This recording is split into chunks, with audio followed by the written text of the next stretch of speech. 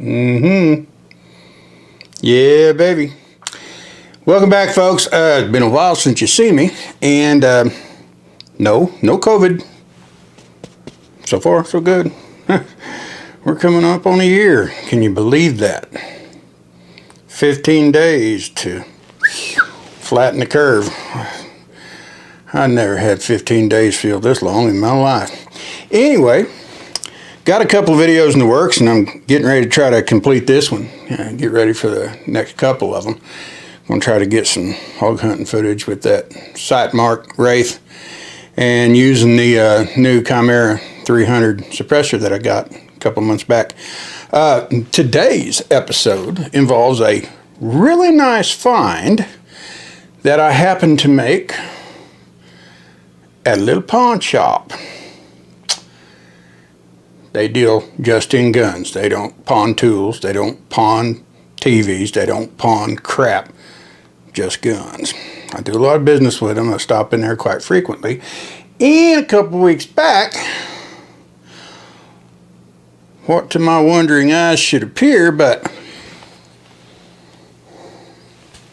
yeah. Baby. I hadn't seen one of these puppies in quite a while, and these are little guns that I just love. The Beretta Model 84 Cheetahs, double stack 380s. If you can find one of these for less than $700 in good or better condition, get your hands on it, because I'm telling you what, that's a find. Now, we'll get a little closer on the shot here in a minute in detail, and you're going to see that the lower receiver shows what I would term as just regular old wear that you're going to get on this type of weapon. The slide is in damn fine shape, but one of the things that really impressed me about this weapon, this is from the early 80s. It's got a brand new set of the plastic grips on it. I really would love to have some woods for it, but they're going to be expensive. And it does show the wear, but when you look at the internals, when you look at the feed ramp, when you look down the barrel, you look on top of the barrel, when you look behind the trigger, where that little bead on the back of the trigger, those of you that know about Berettas have that little nipple on the back that contacts the rear of the trigger guard. There's hardly no wear at all. I'll bet this weapon hasn't fired 2 boxes of shells, if that many. And I love these little things. Now, this is the Model 84 BB. That's kind of cool, so I said, hey, I got to have that. Brad Branch BB? Oh, hell yeah. I've had a lot of guns with a BB in there somewhere, and I still got most of them. But the Model 84 BB Beretta in 380 is a designation that means basically 2 things. One, both the front and rear sight have a white dot on them, and 2, the serrations on the slide are about 1/3 longer than they were on the B or the 84 originally. And like I said, this is the Cheetah style model. It is double stack in 380, and I am just tickled as a pig in shit. So let's go ahead and take a closer look at it. I'm really not trying to put it on here and brag about, oh, look what I found.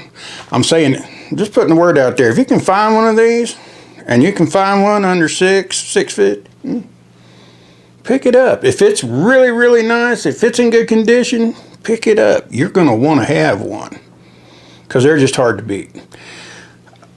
These are basically almost a second cousin to the Browning BDA 380. The major difference, other than the manufacturer, is the fact that the Beretta has an open slide on the top and the Browning does not. Other than that, they basically are almost exactly the same pistol.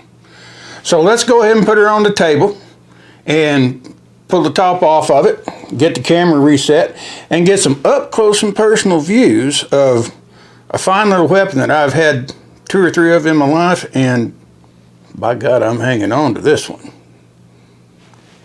Let's take a look. Alrighty. As you can see, slides locked to the rear, Magazine is out and empty. This weapon is safe. As safe as it was when I was showing you at the first of the video. All you haters, it's unloaded and always has been. This Beretta 84 BB, sweet. And we're going to get some close-ups on some stuff. Right now, let's get a close-up on the top of this puppy. There's a couple things you want to look at.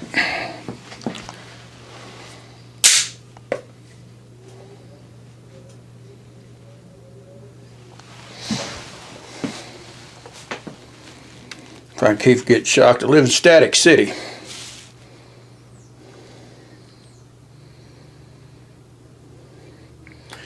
And you notice from the look on that slide, looking down on that, there's just barely a little wear spot right there. Other than that, those of you in the know about Beretta pistols that have that open slide, the way the action is and the way the barrel tilts when it falls, will know that any weapon that's a Beretta, 92 FS, 96, 84, whatever it is, if it's been shot very much at all, like over 500 times especially, there's going to be a heavy wear spot right here where the bluing is going away. Now you can see one little spot right there where it's just barely rubbed. I'd say this weapon maybe has fired boxer shells, maybe. I really don't think that much, and I'll show you why when we look on the inside of it and get a view of that feed ramp. Stand by. Here we've got a little close-up of the underside of the barrel.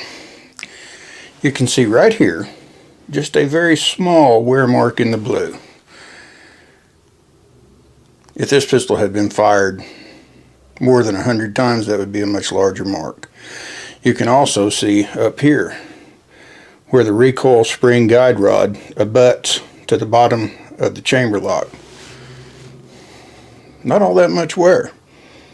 Still a whole lot of bluing around in there, just in the proper fitment places for that slide. Now let's look at this. Now we've got the underside of the slide here, and you can look and see just a light marking along here, a little bit of marking inside. Other than that, a small mark over here, that's all still original blue. This weapon's in fine condition, in fine shape. One thing I will say that I did notice is that if you look on the top of the slide, just rear of the face of the bolt, you'll see some discoloration. And it's almost my bet that that discoloration was from this weapon being in a case or a holster or a rug and gathering some moisture. Other than that, it's fine. There's nothing wrong with this slide.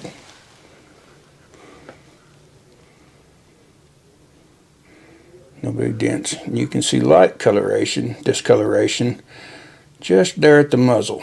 So those are 2 points which, if this weapon was in a holster or a rug, they would make constant contact with something that might have been gathering moisture. Other than that, this ain't a bad little unit at all. Now let's look at something else. Okay, now we've got the barrel looking into the breech area. Just right here, you have some wear from opening and closing. And the lug area right there. Other than that, it's in great shape. And if I could get this camera down there where we could look down the bore, you'd see the rifling is absolutely pristine. So I got impressed with this really fast. Now let's check out the lower receiver.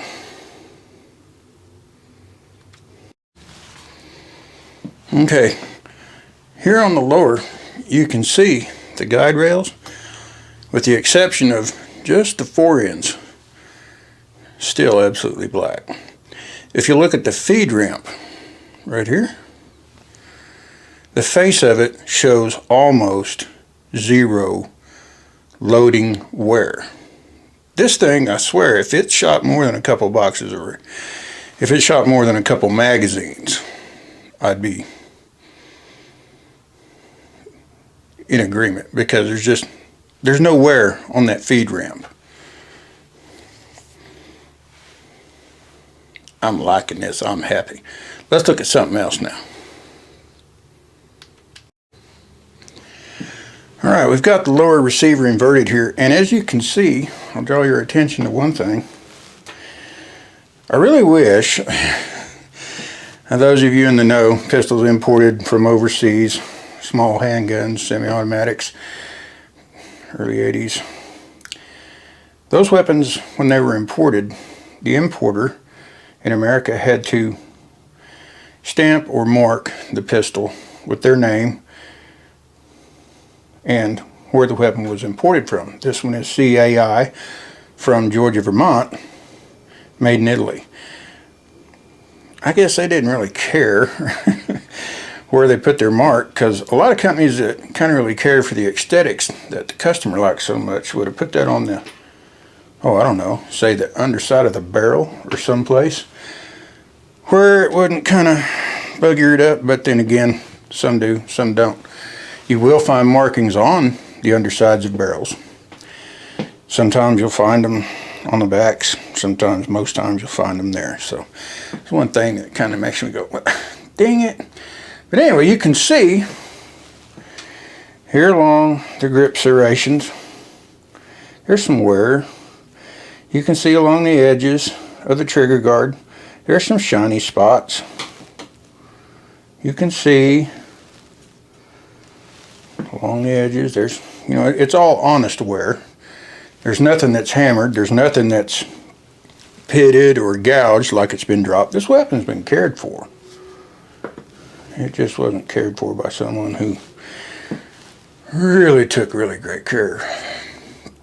But they probably carried it around quite a bit, but they never really hurt it. There's no place on it that looks like it ever got dropped. And it's in fine shape, other than those marks. So that's a pretty nice pistol. And you know, if you want to look down inside there, you know, you can see that there's just barely any wear on those guide rods. Anything you look at, even the ejector, that bar's had very little, if any, use. Safeties have, mag batting has, but that's about it. So that's a pretty cool little find.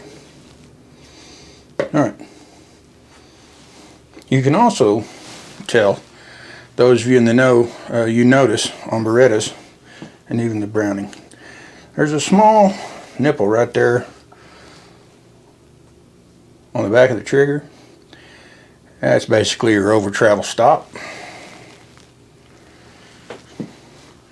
And on these weapons, when firing, it goes all the way to the rear of the trigger guard, and it contacts right there. When it does, it wears. Now, any weapon that's been fired much at all is going to have a completely round circle wear mark, and that one's only got about a third of a circle, and it's very light and faint. So, yeah, it got carried around, it got stored a lot, but it didn't get shot much at all. I think somebody probably took it out, fired a magazine or two, said, yeah, it works fine.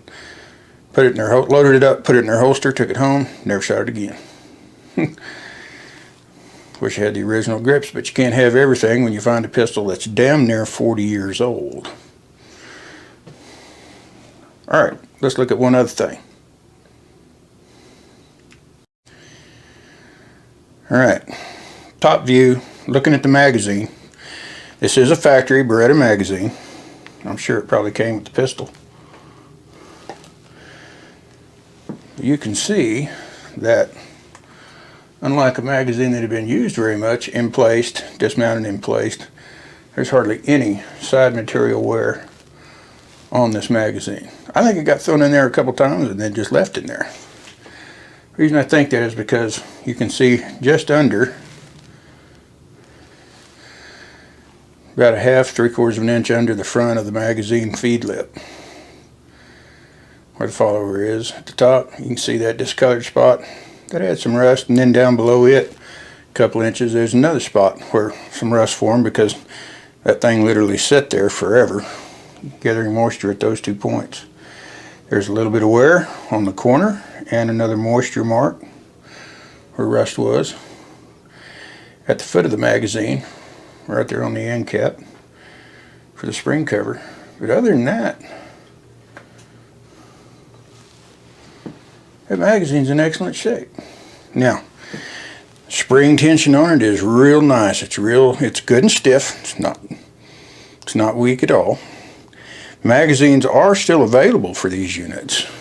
Most of the times, you're going to have to, if you want a good Beretta magazine, if you want an original Beretta magazine, you're going to have to go on the Beretta site, and that magazine is going to cost you shipping and all in excess of $57 or $60, but it's worth it to have it if you think you need it.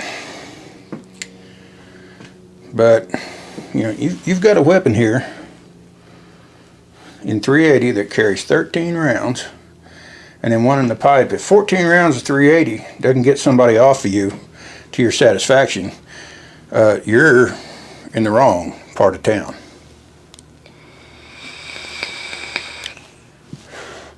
And that's for sure.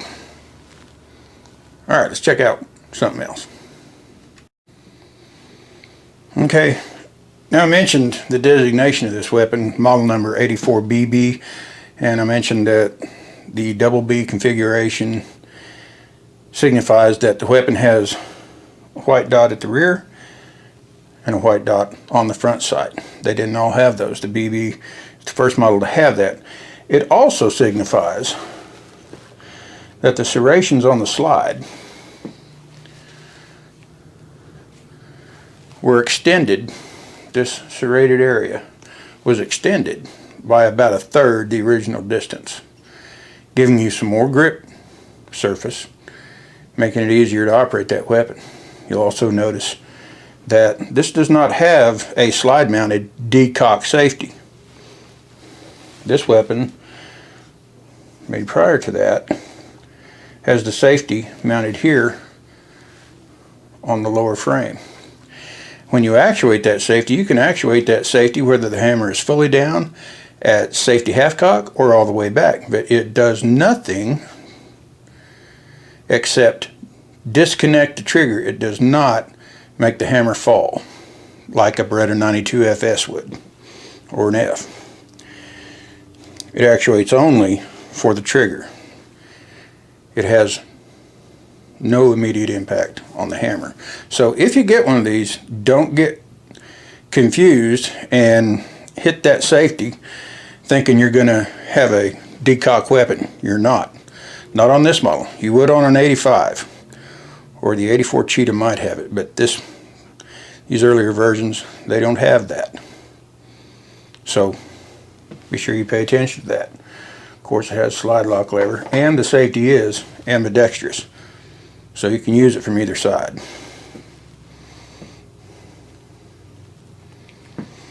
Also, you might notice that the hammer shows very little wear on the sides, almost none,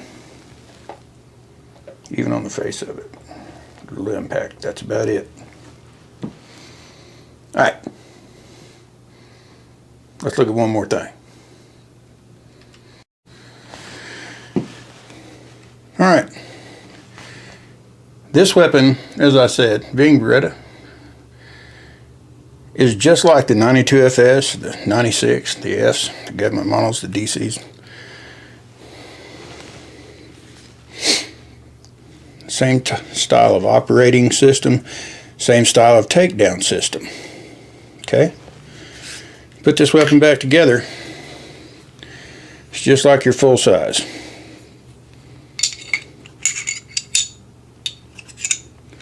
Make sure your barrel is fully rearward.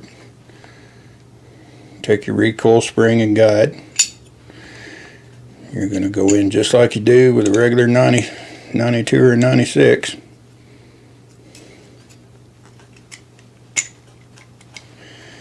Make sure that is sitting on its shelf. that it is more or less parallel to that barrel. If it's cocked up any at all, you're not going to like it. It's not going to work. It's got to be flat in there. Okay. This will be flush. The barrel will extend just beyond unless it's been trimmed, but it shouldn't have been trimmed. Your barrel and your recoil guide spring are in place. Your takedown lever is pointed towards the trigger. Your hammer is cocked. Go back in just a little. Push this button, rotate that lever up, and you have an assembled Beretta Model 84 BB badass little 380 semi-automatic, 14 shots. Like I said, remember the safety. It doesn't decock anything. Its safety is the trigger. When that trigger's down, when that safety's down, obviously you can pull it. Safety's up, the trigger's totally disconnected.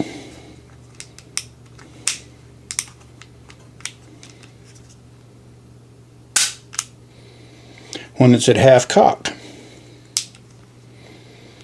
you can double action pull. When it's fully forward, you can double action pull. When it's all the way to the rear, you can put that safety up, it'll disconnect. But it won't do anything to that hammer. So stay mindful of that if you get one of these, if you haven't had one before. Because if you've had a Beretta FS 92 or 96 and you're used to decocking, keep that in mind, okay? It's a sweet little gun. I like it, but that's all it does. Disconnects the trigger. Doesn't do anything to the hammer. Cool little guns, huh? God, I love these things. Okay. Let's have some after action report and some afterthoughts. What do you say?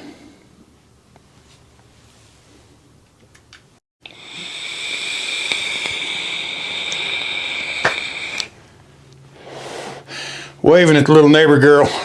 She's a peach. Sweet little thing. Little mama, got a couple kids, good hubby, great people. I love them to death. I live in a great neighborhood. Anyway, so what do you think of it? Little puppy right there. Yeah. Like I'm saying, if you can find one of these and you can get your hands on one for less than $700, $650, by God, do it. Because these are too fun. Now, I know what you're saying, Brad. 380 ammo is running about too damn much around nowadays, and yes it is. Black market piracy prices. I don't know if that pandemic and the political scene is going to keep that shortage on for a lot longer than us old heads remember the other ones before being. Looks like it's gone a little bit. I've seen the YouTube videos and the Facebook posted videos from the ammunition makers, you know, oh, we're making it as fast as we can. We just got crates and crates and crates and trucks full of it. By God, we're getting it out there. Well, okay. But my question is, if you're getting it out there and you're making it by the ton, why hasn't it hit the shelves yet? I mean, I'm just saying, I'm just asking, you know. Really? What's the hold up, people? We know there's not going to be a revolution. We know we're not going to need to fight the government, because let's face it. They got the A-10. They got them helicopters.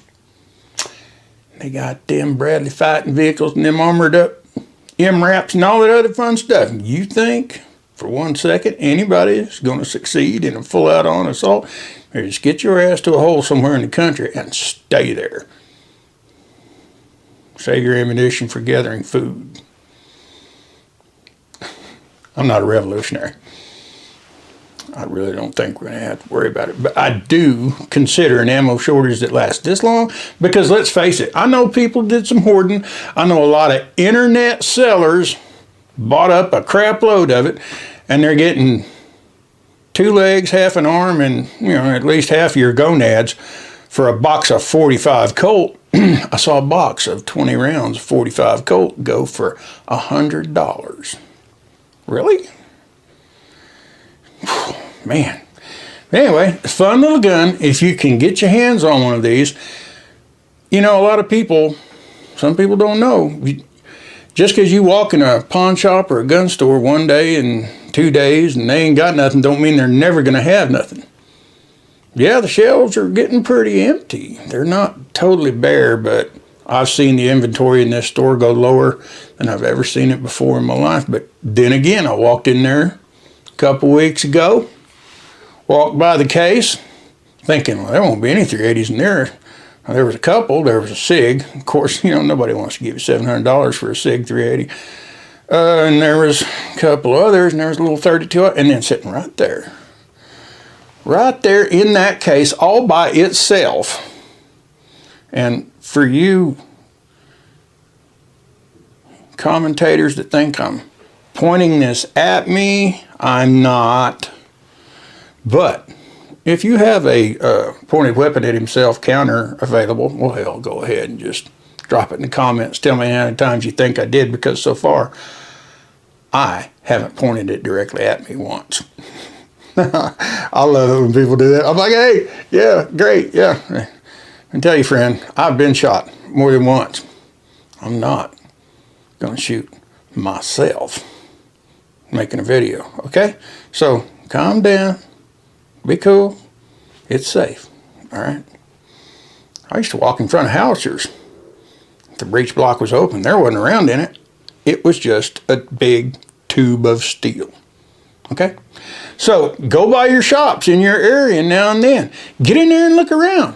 You might find you one of these little puppies. Wouldn't that be cool? And if you find it for a decent price, snag that puppy. Pull the trigger and buy that son of a bitch, because you might be glad you did later on.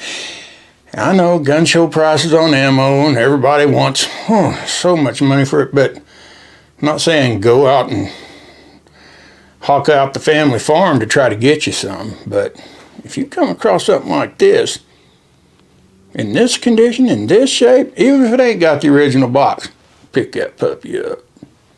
You'll be glad you did. All right, well, thanks for stopping by, folks. And like I said, it's been a while, and, I don't monetize, so I ain't worried about making money. It's just a little hobby I got, and I enjoy it, and especially when there's nobody in this house but me. And, I got to have something to do, socialize, because I ain't getting out there in the crowd. Screw that shit. I've never been much for crowds. For the last 11 months, I have been absolutely scarce around any group of people larger than 3. Okay, I'm just trying to stay safe. But yeah, check them little shops. Get out there and look around. You might find yourself a heck of a good deal. Got a couple more videos in the works. Hopefully, it's not going to be any more than hopefully a month, 4 or 5 weeks, and I'm going to have a video I've been looking forward to making since August. I'm going to enjoy the hell of it. Might be boring to you, but I'm going to enjoy the hell out of it. And I got another one coming up. I'm going to try to get out there with that Sight Mark Wraith, that Chimera 300 suppressor from Silencer Co. Got it on that upper, and get her all tuned in for that.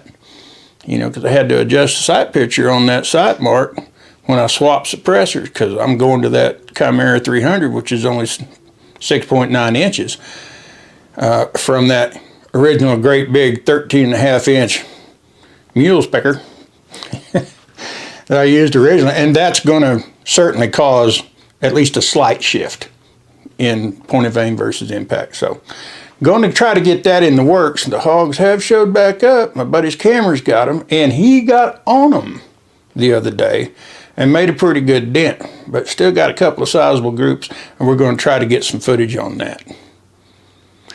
Well, like I said, thanks for stopping by. You guys have a great day. Stay away from that COVID shit. Stay out of them crowds. Do your social distancing. Keep that mask on. I'm not saying you got to, but there's certain places, certain times, just protect yourself, right? Do that stuff. Stay self-aware. We got the vaccines out there. We're getting people inoculated. It ain't a magic bullet, but it's going to help us so much. The numbers are starting to roll down anyway, so it's making a difference. I'm not going to delve into the post-election political scene, because if I do, I'll climb on a soapbox and I'll wind up getting so angry I'll stomp it to pieces and have to readjust the camera. And people on YouTube might think that I'm, not right. I don't want them thinking that, because I feel like I'm a pretty good guy. Anyway, thanks for stopping by. You guys have a great night. We'll see you later. Bye.